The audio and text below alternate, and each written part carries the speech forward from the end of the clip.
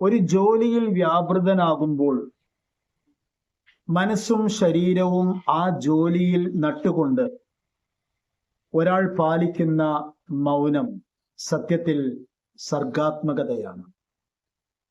കോപം വരുമ്പോൾ നാം പാലിക്കുന്ന മൗനം സത്യത്തിൽ ശക്തിയാണ്.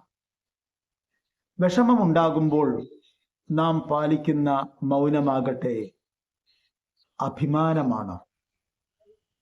മറ്റൊരാളുടെ ഉപദേശത്തിന്റെ മുമ്പിൽ നാം പഞ്ചപുച്ഛമടക്കി നിൽക്കുമ്പോൾ പാലിക്കുന്ന മൗനം അച്ചടക്കമാണ്. മറ്റൊരാളുടെ പരിഹാസത്തിന്റെ മുമ്പിൽ നാം തലതാഴ്ത്തി നിൽക്കേണ്ട സമയം വരുമ്പോൾ നാം പാലിക്കുന്ന മൗനം സത്യത്തിൽ അന്തസ്സാണ്. പ്രകോപനമുണ്ടാകുമ്പോൾ നാം മൗനം പാലിക്കുകയാണ് എങ്കിൽ ആ മൗനം സത്യത്തിൽ വിജയമാണ്.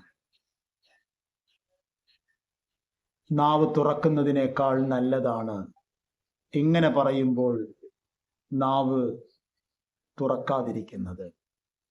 മൗനം സ്വർണമാണ്. അസ്സലാം.